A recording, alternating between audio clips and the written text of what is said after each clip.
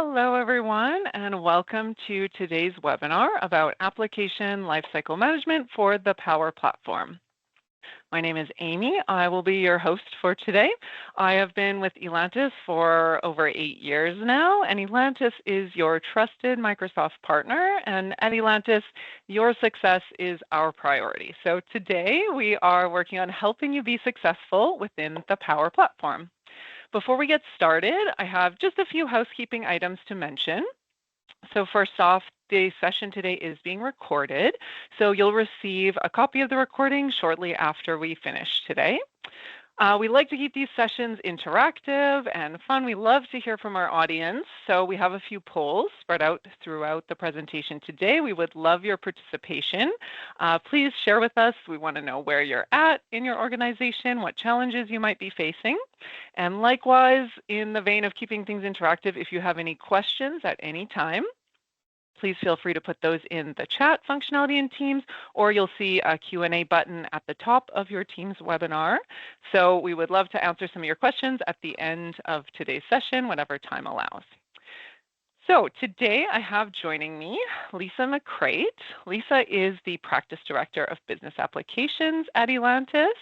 She has over 15 years of experience in the Microsoft platform, and I know this is a topic she's really passionate about, so I'm excited to hear her thoughts about application lifecycle management. Today's session is actually the second in a series about the Power Platform. If you happen to miss the first one about automation, we'll put a link in the chat and in the follow-up materials so you can check that one out. But today we are focusing on how ALM can help you to reduce risks, prevent shadow IT, and enforce compliance within your Power Platform environment. So Lisa has a ton of best practices to share for how you can manage and control this environment efficiently and ultimately eliminate challenges, eliminate rework and wasted effort so that you can streamline the entire application development process. So let's get started. Lisa, to kick us off, why don't you tell us a little bit, just a quick overview about what is ALM or Application Lifecycle Management? You bet. Thanks, Amy. Welcome, everybody. So ALM is a structured approach or framework to managing your entire life cycle of Power Platform applications. So anywhere from development to deployment, including maintenance and governance. It ensures apps are secure, scalable, and compliant while enabling innovation. Well, that sounds good. So I know you've worked with a lot of clients. So where would you say most organizations tend to fall in kind of the spectrum of maturity about application lifecycle management? Yes, most organizations fall typically at that crawl level. This level puts most organizations at a higher risk for oversights, and typically they reach out to us for guidance on a better way to manage their low-code journey. Let's go through the levels a bit more to see what I mean. The first level is the crawl level. Here, there's basically no ALM. Your teams may be just doing ad hoc development. There's no governance or security in place. And this is where we see what I like to call the wild, wild west, or what we refer to as spaghetti architecture. And although we all love spaghetti for dinner, we don't necessarily want to see this in our business platforms. The next is our walk level. This is where you have basic ALM. Using solutions to an extent, your organization may have too many or too little environments, all with no defined use cases, and they have minimal governance. This is a step towards the run level, but they're likely missing a governance committee, for example, or they're still struggling with buy-in from their makers. And finally, IT is having difficulty explaining the why to their executives and their team members. Lastly, there is the run level. So the run level is full ALM. These organizations have automation in place, whether it be CI, CD, or Power Apps pipelines. They have full environment management, they have robust security, and above all, they have buy-in from all of their stakeholders. What I love in this journey that we get to take together with our clients is to help them assess your organization's current state. And the best part of all is to work together in a partnership to move you towards the organization's goals and objectives. Fantastic. Thanks for sharing that overview with us, Lisa. So that brings us to our first poll for the audience to hear a little bit from you about where you are in your application lifecycle development maturity journey. So, this is a really important question for all organizations to ask themselves because it's really, whether you're at the beginning of your journey or, you're moving along and you're more mature in your use of Power Platform, we always need to reevaluate and make sure we're getting the most of that platform. So like you said, Lisa, it's fantastic if organizations are very mature and they're at that run stage. Maybe you're here just looking for a few little tweaks and tune-ups, but if, like many organizations, you're at the crawl or walk stage, this webinar is going to provide a ton of info in terms of how you can get set up and lay the foundation for, true success in the Power Platform. So let's dig into it a bit further. Lisa, why would you say that ALM is so important for IT leaders to care about? Thanks, Amy. IT leaders should care about application lifecycle management because it directly impacts their efficiency, their security, their governance, and their long-term sustainability of their applications. So think of Power Platform as a double-edged sword. It empowers business users to build apps and automations, reducing IT backlog, but without governance, it introduces shadow IT, inconsistent security practices, and fragmented development. Yeah, let's talk a little bit more about that shadow IT because that's a big issue for organizations. Can you talk a little bit more about how that works? Yeah. For those unfamiliar with the term, shadow IT refers to the use of technology like apps or workflows or cloud services without official IT approval or oversight. This can lead to security vulnerabilities, compliance risks, and a lack of visibility into business critical applications. Now, the beauty of ALM is that it mitigates these risks by ensuring applications are built and deployed consistently across environments, reducing that technical debt and maintaining standardization. Next, it mitigates these risks by enforcing RBAC, role-based access control, or DLP, data loss prevention policies, and it also includes audit trails to safeguard data and ensure compliance. Next, it mitigates these risks by having scalable and maintainable applications over time.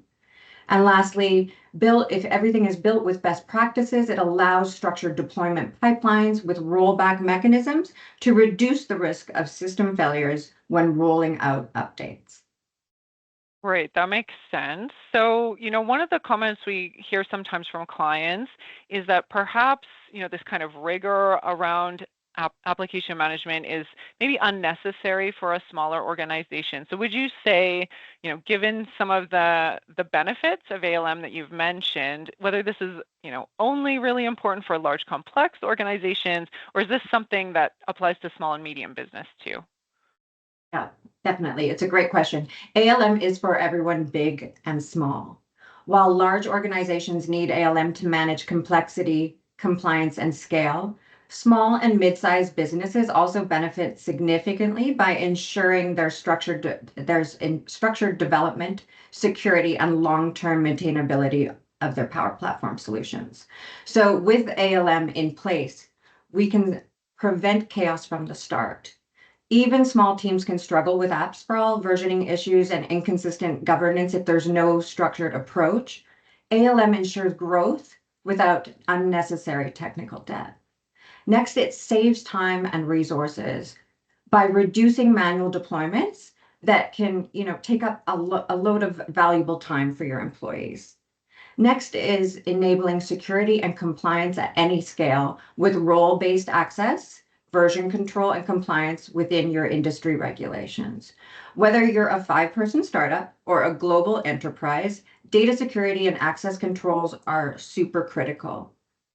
Lastly, we future-proof your development. So a small business today might be a large enterprise tomorrow. Implementing ALM early prevents rework and costly overhauls later when scaling operations.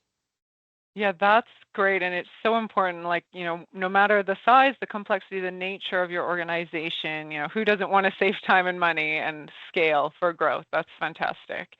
So let's dig a little bit more into some of the key challenges that organizations face. We have a poll up for our audience, so we'd love to hear from you about some of the challenges you might be facing. And Lisa, while people are answering, maybe you can talk a little bit more about the challenges you've seen with some of the organizations we've worked with. You bet. So while many organizations start strong with Power Platform, they often encounter roadblocks that can slow down innovation and increase the risk. On this slide, you can see some of the common key challenges, and I'm just going to share with you a general analogy. So let's imagine you're building a massive structure, such as a bridge or even a skyscraper. You wouldn't build without solid pillars, right? If just one pillar weakens, the entire structure becomes unstable. In the same way, ALM provides the foundational pillars that keep your Power Platform application strong, secure, and scalable. Without them, organizations face serious challenges, just like the ones that we have on these slides. And I'm just going to go over some of the points that some of these challenges and give you some analogies so that you can start to understand them. The first one would be no source control, which causes versioning nightmares. Without proper version control, it's like removing a load-bearing wall without knowing what else will collapse. ALM ensures changes are tracked, controlled, and reversible. Next is manual deployments. These are time-consuming and full of errors. Imagine if workers had to manually lift steel beams instead of using cranes. It would be slow, it would be risky, and it would be absolutely exhausting. Automation with CI/CD or Power Apps pipelines ensures safe and efficient deployments. Next, we have poor security controls, and these lead to data leaks and compliance risks. Let's say if your building lacks security measures, intruders can just walk in, they can take whatever they want, and they can walk right out. And so without ALM governance, sensitive data can also be exposed, putting organizations at risk. Next is ignoring automation, which turns into wasted resources. So imagine a construction crew with no power tools. Everything takes longer and requires more effort. ALM automation eliminates repetitive manual work so teams can focus on innovation. Next is the lack of governance, which happens when you get uncontrolled growth and sprawl within your applications. For example, a city with no zoning laws leads to chaotic, unplanned growth. And just in the same way, unstructured Power Platform environments result in duplicate apps, inefficiencies due to app sprawl, and security risks. Next is inconsistent naming conventions, which causes confusion and unmanageable solutions. So imagine you're on a road and you're trying to get to your destination, and all these road signs start changing every few miles. No one knows exactly where they're going. In the same way, ALM enforces standardized naming conventions to keep solutions clear and manageable. And lastly, there's no performance monitoring. So if there's no performance monitoring, we get these undetected bottlenecks and failures. If a bridge, for instance, starts to crack, but nobody has inspected it in the last 10 years, disaster is inevitable. The same way with ALM. ALM includes monitoring and proactive maintenance to prevent small issues from becoming major failures. Wow, so those are a lot of pieces to think about, but it really hits home, when we think of this in terms of a building or a structure, how you really need that strong foundation. And, I love some of these stats on the slide about, if you don't have some of these pieces in place, it can be 50% more errors, 30% more time. So it definitely highlights the need to get proper ALM practice in place. So now is the big question. After we've talked about the challenges, how can we go about fixing it? You bet. To fix some of these common challenges, we start with understanding the 5 key pillars of ALM. Just like a strong building needs solid pillars, so does a successful ALM strategy. So what I've tried to do is make these pillars memorable with an easy acronym, which is GOVUS. G, governance and control. O, organized environments. V, versioning and solutions. A, automation with pipelines. And S, secure collaboration. So if everybody could have a really quick look at this slide and remember everything so that we're ready for our pop quiz on the next slide. Everybody ready? I'm just kidding. We're not having a quiz, and I will take a deeper dive into what each of the 5 pillars mean for an organization. Okay, I'm glad you're not going to quiz us yet. So I'm let's joking. Yeah. get started. Tell us more about the G, governance and control. You bet. So this pillar is the blueprint for our Power Platform journey. Before building anything, you need a well-defined plan that ensures Power Platform remains secure, compliant, and follows best practices, preventing that app sprawl. Our first step here should be ensuring the right people have the right access. Okay, great. That sounds simple enough. Tell us how we do it. No problem, Amy. That's where authentication and authorization come in. Number one, authentication ensures we verify who is accessing the system before granting access to the resources and services. This is where we integrate Azure Active Directory, Azure AD, for secure user authentication, and we include things like single sign-on and multi-factor authentication. Next is authorization. Authorization defines what authenticated users can do once they're inside the app or service. This is where we define our roles with role-based access control and manage user permissions through security roles and sharing settings. This ensures users only gain access to the data and actions that they're authorized for.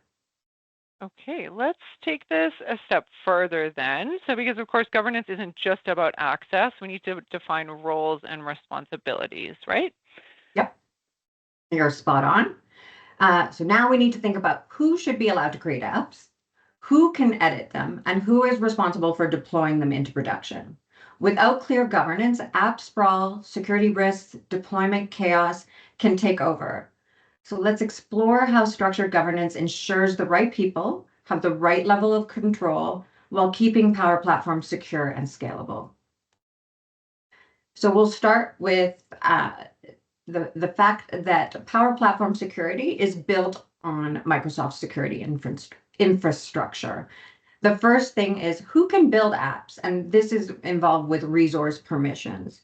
Not everyone should have the ability to create apps. Without proper controls, organizations end up with app sprawl and security risks.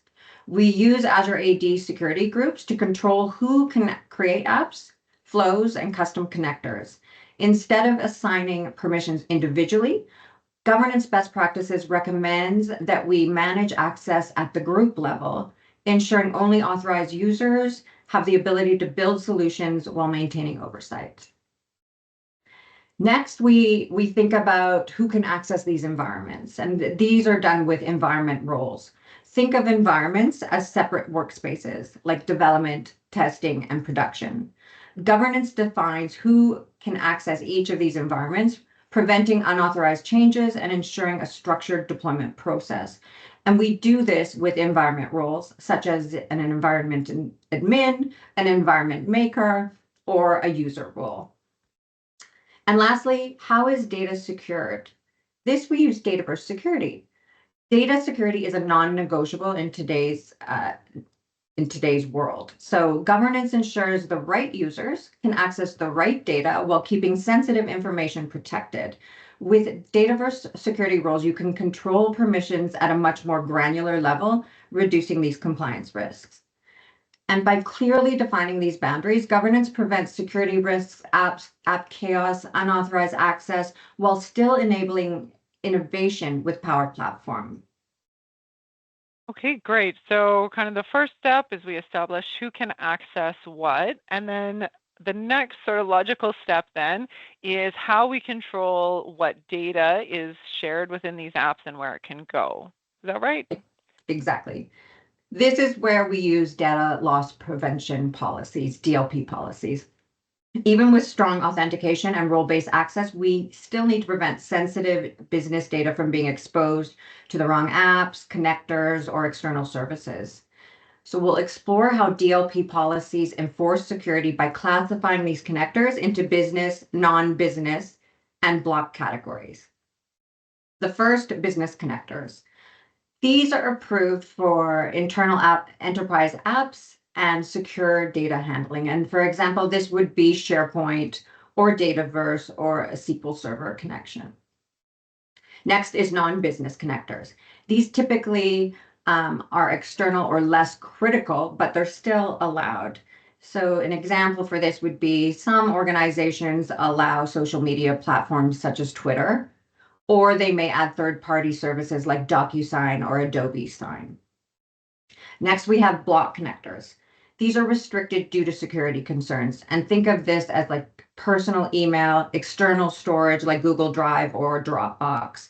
It puts your organization at risk and exposes data if we use these block connectors, and hence we block them.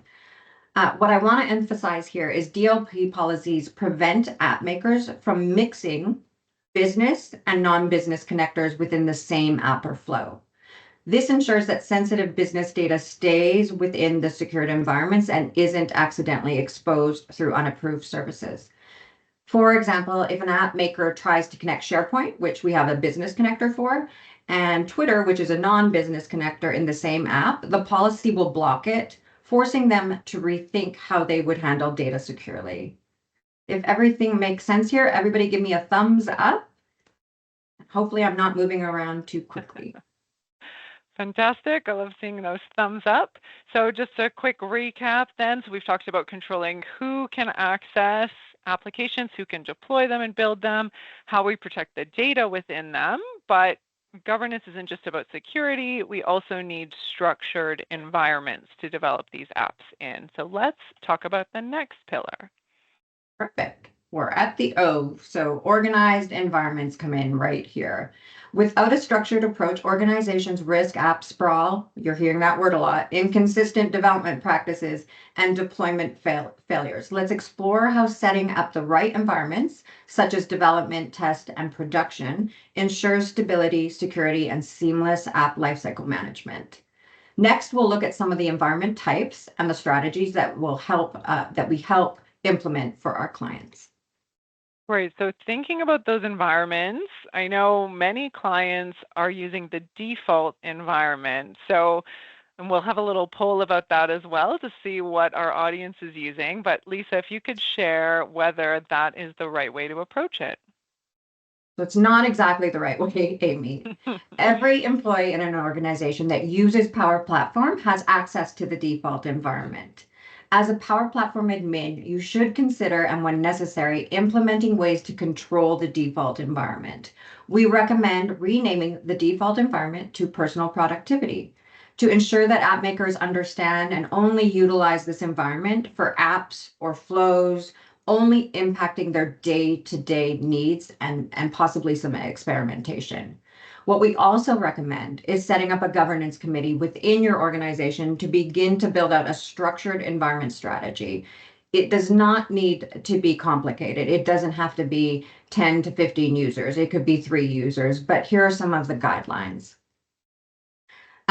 The first step with our governance committee is to define an organization-wide environment strategy where our champions or app makers can start developing in a sandbox dev environment safely without impacting our live data or our production environment. In the next slide, we're going to show an example of an org-wide environment strategy with 4 environments. And again, this is when we usually engage our clients, it doesn't have to be 4 environments. 3 is a good place to start, but a lot of organizations do opt for the 4. And then we define their use cases. I'm just going to briefly go over this, but you'll have this slide for reference. But this is an example of an organization-wide environment strategy. So you have an unmanaged development sandbox environment for building and developing your applications. You have a managed test sandbox for validation and approvals from other developers that were not part of the initial build, and also for our end users who will be able to actively test this using the application. And finally, we have a managed production environment for stable deployment and live data. Think of a managed environment like a gated community with security and rules in place, while the unmanaged environment is an open space where typically makers can develop freely.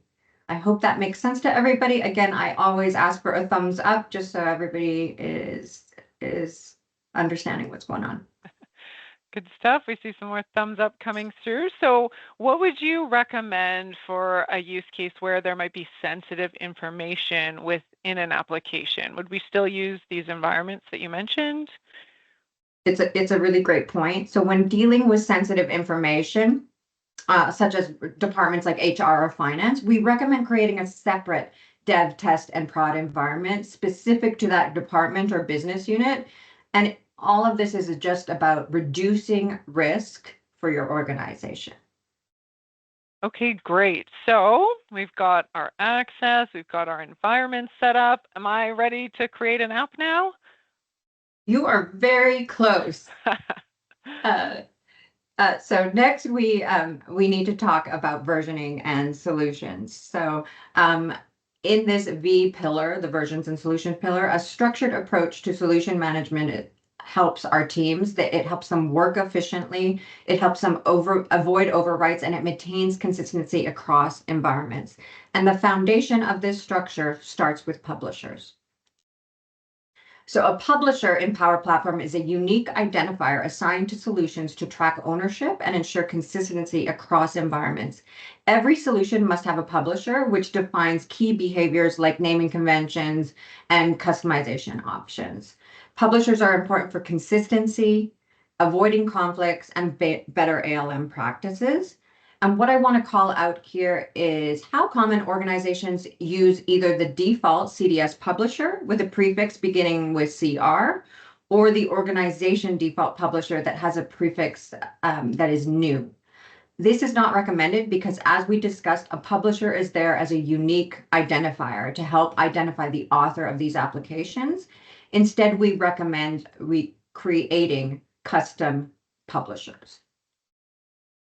Okay, great. So for the sake of time, I know on the next slide we have a bit more about publishers and how to create those, but we'll move through that pretty quickly. As Lisa said, earlier, you'll have this for future reference, and if you have any specific questions about that, then we can always answer those at the end. But once you have your publisher set up, the next step is to create a solution. So maybe you can share a bit more about what is a solution and why is that important in the context of the Power Platform. You bet. So a solution is a container for all related components. So that's all your apps and tables and flows and automations that work together as a single package.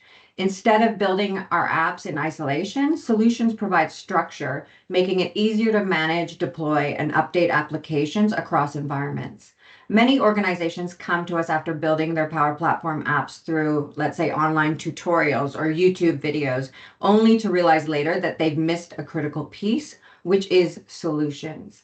And it's an easy mistake to make. So if you look at the screen, when you open Power Apps, the interface prominently shows apps, flows, and tables at the top of the section, but then solutions is further listed down, and it makes it easy to overlook. But in reality, solutions should be the starting point for structured development. Without them, apps and flows are scattered, unmanageable, and difficult to deploy across environments. Okay, great. So again, we have a slide about how to create a solution, but for the sake of time, we'll move ahead. So what happens when you need to move these solutions from one environment to another or share it with another team? Perfect. So this is where managed and unmanaged solutions come into play. Oops, there we are. So many organizations start by working in unmanaged solutions without realizing the risk of deploying these unmanaged solutions into production. Understanding the distinction between these two types of solutions is critical for maintaining control, versioning, and security as your apps scale. So we'll take a little bit of a closer look on how they differ. So an unmanaged solution is typically used for a development environment, a sandbox, and the reasons are it's editable. It's best for development because changes can actively be made in that development sandbox. And it's great for customization, so changes can be applied freely without restrictions. The risk, though, is if you deploy an unmanaged solution into production, then users can modify it directly, creating uncontrolled changes, inconsistencies, and security risks. But if we use managed solutions fall better for deployment. So managed solutions they're locked and controlled. So once a solution is managed, components cannot be edited. Best for production, as I said, used for deploying apps safely into those test and production environments. And then version controlled. So each version can be tracked, updated, and cleanly removed if needed. And the risk is if you don't use managed solutions in production, you lose version control, making updates difficult and risking broken applications. Okay, so to make sure I've got this right, unmanaged solutions are then like a working draft where you can edit and refine them. And on the other hand, the managed solution is the published version where you can go live without risk of accidental changes. Is that right? You bet. You got it. Perfect. Okay, so how do we actually move then the solution from one environment to another? Yeah. So far, we built everything inside a solution. So our fourth pillar is automation with pipelines. This is where we want to stop using kind of the manual effort of importing and exporting solutions, and we'll cover that in the next couple of slides. I think you Yeah, have good. another poll, right, Amy? Yeah, exactly. There should be one coming up to hear from our audience about how they're moving their solutions from environments. And while they're answering, maybe you can share a bit more about the different types of deployments, starting with the manual one. Yeah. So again, without automation, we do have this technique where we can export a solution and import it manually. Again, it is somewhat time consuming, it's error prone and inconsistent. Teams often struggle with version mismatches, missing dependencies, or accidental overwrites with no rollback options if something goes wrong. And this is why automation is such a critical part of ALM. And although this process works perfectly, there's just better options as you start to scale. Great, yeah, and I see in the poll that quite a few people are still using the manual option. So tell us about some better options they could employ. You bet. This is where we have in deployment automation, we have two types of deployment. So think of deployment automation like traveling from one city to another. You have two options here, the Power Apps pipeline, which is like taking a high-speed train with predefined stops. Let's say your stop is dev, then test, then prod. Or we have a CI/CD pipeline, which is continuous integration, the CI, and continuous deployment. So that's what the CI/CD stands for, which is similar to a fully customizable road trip with full control over the route, the stops, and the vehicle. Both get you to your destination, but the right choice depends on how much control and complexity your deployment needs. Okay, perfect. So organizations can use these pipelines to streamline how the apps move through the environment. So we've now covered our governance, our organized environment strategy, V for versions and solution management, and automated deployment. So this brings us to our final pillar, which is the S for secure collaboration. You bet. With secure collaboration, it aligns IT and business users. So collaboration can often break down between these different groups, business users and IT. So secure collaboration ensures that citizen developers and IT teams can co-develop safely without risking security, compliance, or stability. Great, yeah, and actually we had a few questions and comments in the chat about citizen developers. So this is a really important point. We know a lot of our clients are looking to empower their teams and maybe decentralize this a bit, but of course they also need that risk management, the stability, and the compliance. So what kind of tools could we use to help with this secure collaboration? You bet. One of the tools that we use for secure collaboration is Power Platform's Admin Center. I often refer to it as PPAC. Even with structured ALM, organizations need a centralized way to manage their security access and collaboration at scale. And PPAC allows administrators to control who has access to the environments. It sets security roles, it enforces governance policies, and it monitors app usage. And this ensures that both the IT and business users can collaborate efficiently while maintaining security and compliance. And then another key component is the Power Platform Center of Excellence. So while PPAC helps enforce security and governance at the platform level, the COE focuses on driving adoption, standardizing best practices, and ensuring responsible innovation across your organization. The COE also provides visibility into app usage, environment health, and maker activity, ensuring that IT and business users can collaborate without compromising security. And by setting up a COE, organizations create a framework where citizen developers are empowered and they can also learn while IT retains this oversight, striking the right balance between the control and innovation. Okay, awesome. Yeah, these are really valuable tools to help out with that collaboration. So that wraps up our final pillar. I guess I'm getting the pop quiz. I'll do a quick recap for everybody on our acronym. So the G was for governance and control, O for organized environments, V for versioning and solutions, A for automated pipelines, and S for secure collaboration. So A just plus, before, Amy. oh, yay. Okay, Yay. awesome. So just before we jump to questions, Lisa, the last one I have for you is, what would we recommend for clients who are looking to improve their ALM framework within their organization? You bet. What Atlantis has is this ALM foundational package, which includes 8 workshops customized to your organization. This program would guide your team through environment strategy, governance, solution management, deployment, automation, and best practices, ensuring sustainable growth and efficiency. And by the end of this program, you'll be able to do the things on this screen here, which is establish a structured ALM framework, implement best practices, standardize solution management, automate deployment processes, and enhance collaboration across your team, ensuring that we have this long-term sustainability with a scalable ALM strategy that helps grow and grows with your organization.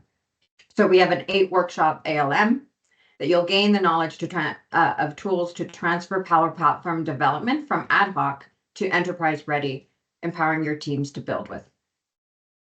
Fantastic. Yeah, that's a great program to get started if you're at the crawl stage or even at the walk stage and you're looking to tune up your application lifecycle management. This can be a great way to get started. So, and of course, if you have any other questions or you're not sure, you want to know a little bit more information about this program or other areas where Atlantis can assist you, please feel free to reach out. We'd be happy to help. So let's move into a few questions from the audience.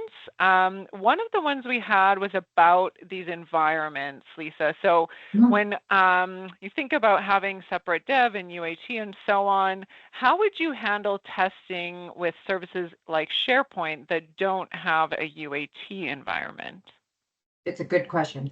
I always recommend standing up a SharePoint test environment as well, because we don't want to impact what's currently in your SharePoint solution. So typically we spin up a test environment for SharePoint so that we're able to, test our flows, test our applications, and everything runs into a test environment rather than impacting your live data.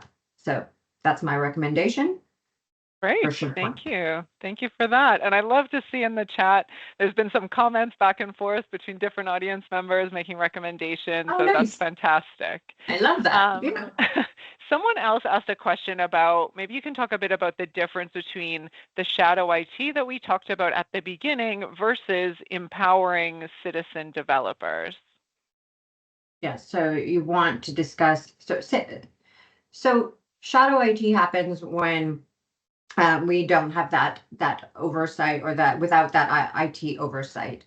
And we still want our citizen developers to use their minds to start innovating and everything like that. But what we also recommend is that there's this agile process that they go through. So not everything should be an app, not everything should be an automation. So it's that planning ahead of time, right? So that, and a lot of organizations, we even set up kind of a Power Automate approval flow, right? So here's my idea. I want to do this and this and this. And so I want to build this app. And then we get approval, right, first. So maybe it goes to your governance committee and they say, oh my God, that's a great idea, right? So it prevents IT worrying about what are they creating? Are they trying to create things that are not going to, and it just reduces that impact. But that planning stage is super important for empowering our citizen developers to think through things and think about the data that they're sharing out and everything before they actually start developing.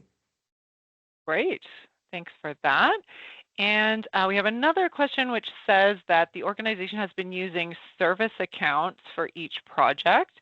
In cases where multiple developers contribute to the development, they can't track who made changes since everyone is using a service account. So do you have any suggestions on how you would handle a scenario like that? Yeah, typically in the dev environment, I feel it is okay for individual users to be in the app, right? And not once it moves to the test or the production environments, then we would use, and the pipelines help with this immensely because we can actually tell it to use the service account once it's in production. But it's okay in the development stage to have individual users. So I hope that's something, or I hope I answered that question correctly. Sounds good. And maybe one more, thinking about different users, different accounts, the citizen developers we talked about. So when you have a COE, the Center of Mhm. Excellence for Power Platform, who would be the best person to be, or group to be monitoring that? You bet. Typically organize, this is again a business decision. So every business is different. Some businesses say the COE is for our admins. And what we could also do, if we just keep that COE for that admin level power user type level, that's great. And what we can also do is with that COE is pull certain components that a maker might find useful. Like there's an innovation hub where they can suggest their ideas and everything. And so we can pull some of those components out of the COE and put it into like a SharePoint hub site for them. So we're enabling our IT and power users to look after the COE. And then we have our makers seeing some of those components, but it's just in a SharePoint site. So that's one recommendation. Other organizations allow their makers and everybody in the COE. So it's a business decision. And usually when we're engaging our clients, we discuss this when we're starting to set up that whole structure for you guys. Fantastic. Yeah, thanks for those answers.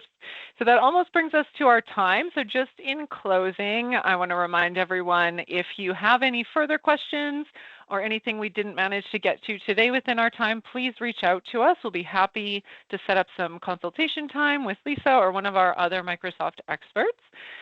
Please stay tuned. As I mentioned, this is part of a webinar series about the Power Platform, so we'll send some follow-up information about our next session, which will be coming up next month.